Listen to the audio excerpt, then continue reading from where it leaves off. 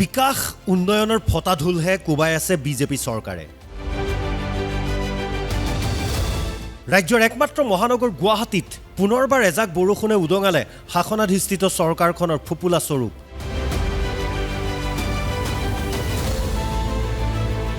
ৰাজপথত একাঠু পৰ্যন্ত পানীত বিকল হৈ পৰিল স্কুল বাছ, চিলিণ্ডাৰ ভৰ্তি বাহন আৰু বহু দুচকীয়া চাৰিচকীয়া বাহন।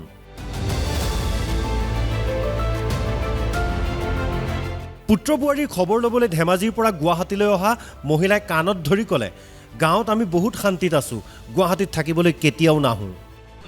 হয় হয়, আমি মুৰকংচেলেকৰ পৰা গুৱাহাটীলৈ আহি আছিলোঁ ট্ৰেইনত, লাচিত এক্সপ্ৰেছত আহি আছিলোঁ। এতিয়া উপায় নাই। গুৱাহাটীত থাকে নে ঘৰত থাকে? তাতে থাকোঁ, ইয়াৰ ল'ৰা বোৱাৰী থাকে, মোৰ ছোৱালী থাকে। মাজে মাজে অহা যোৱা কৰি থাকে? মাজে মাজে অহা যোৱা কৰোঁ। উপায় নাই। গুৱাহাটী পৰিৱেশটো দেখি কেনেকুৱা লাগিছে? একদম আচৰিত, মানে স্মাৰ্ট চিটি গুৱাহাটী, মানে একদম মহাসাগৰৰ নিচিনা হৈছে। কি হ'ব এতিয়া, গোটেই তিতি শেষ। ঘৰ নাপালাগে? নাই পোৱা। মই আধা ৰাস্তাৰ পৰা অ'টো এৰিবলগীয়া হৈছে, উবেৰ এৰিবলগীয়া হৈছে। কি ক'ম? যদি গুৱাহাটীত থাকিবলৈ দিয়া হয় আপুনি থাকিবনে নাই? নাই, কেতিয়াও নাথাকোঁ। সাধাৰণ অকণমান বৰষুণত যদি ইমান সাগৰৰ নিচিনাকৈ যদি পানী হয়, কেনেকৈ থাকিম কওকচোন আপোনালোকে? আমি গাঁৱত বহুত শান্তিত থাকোঁ পাই। উপায় নহয়। স্মাৰ্ট চিটি হেনো, হয় নহয়? এইটোকে কয় স্মাৰ্ট চিটি। ৰাজপথ এৰি বহু লোকে ফুটপাথৰ ওপৰেৰে চলাবলগীয়া হ'ল মটৰ চাইকেল, স্কুটাৰ।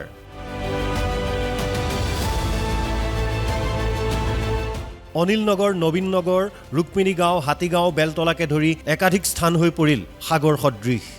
যদি আপুনি সাগৰ ওচৰৰ পৰা দেখা নাই, তেনেহ'লে সাগৰ চাবৰ বাবে আমি বেলেগ ক'তো যাব নালাগে। আপুনি গুৱাহাটীৰ মাজমজিয়াৰ ৰাস্তাসমূহলৈ আহিলে আপুনি দেখা পাব সাগৰ সদৃশ পৰিৱেশ। বুধবাৰৰ পুৱা এক প্ৰকাৰ অচল হৈ পৰিল গুৱাহাটী মহানগৰ। বিদ্যালয়, কাৰ্যালয়লৈ বুলি অহা লোকসকল ঘণ্টা ঘণ্টা ধৰি আবদ্ধ হৈ ৰ'ল পানীৰ মাজত।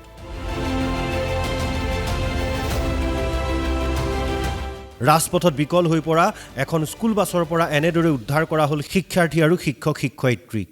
হাতীগাঁৱত কৃত্ৰিম বানপানীৰ বাবে এই বাছখন বিকল হৈ পৰিছে আৰু বিকল হৈ পৰাৰ পিছত প্ৰায় 2 ঘণ্টা ধৰি এনেদৰে আবদ্ধ হৈ আছে ছাত্ৰ ছাত্ৰীসকল, শিক্ষাগুৰুসকল। যিটো সময়ত চৰকাৰে কয় স্মাৰ্ট চিটিৰ কথা, সেইটো সময়তে উন্নয়নৰ এয়া ফপলা স্বৰূপ, যাৰ ফলত এনেদৰে বন্দী হৈ থাকিব লগা হৈছে ছাত্ৰ ছাত্ৰীসকল, বন্দী হৈ থাকিব লগা হৈছে শিক্ষাগুৰুসকল।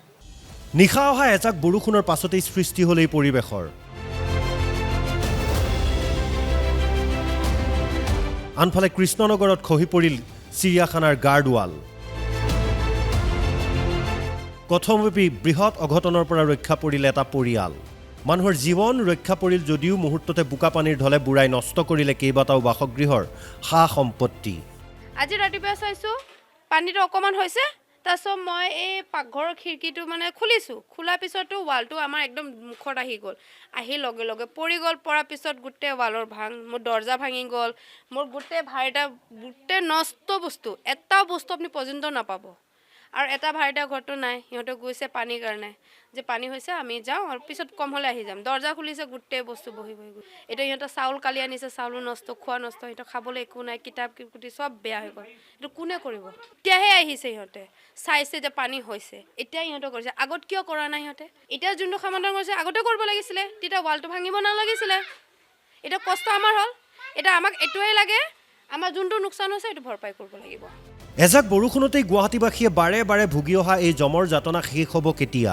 গুৱাহাটীৰ কৃত্ৰিম বানৰ কিবা সমাধান সূত্ৰ আছেনে? এই প্ৰশ্নৰ উত্তৰ এতিয়া কোনেও নাজানে। অসহায় জনতাই পুনৰবাৰ চৰকাৰৰ বিৰুদ্ধে উজাৰিলে ক্ষোভ।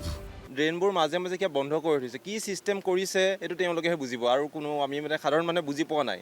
আপুনি যেতিয়াই চাব, ধৰি লওক আপুনি যেতিয়া বৰষুণ নিদিয়ে, তেতিয়া যদি আপুনি এবাৰ আহে, আপুনি তেতিয়া দেখিবলৈ পাব আপোনাৰ সেইফালে পানী খালী হৈ থাকে, আপোনাৰ হাতীগাঁও নামঘৰৰ পথটো খালী হৈ থাকে।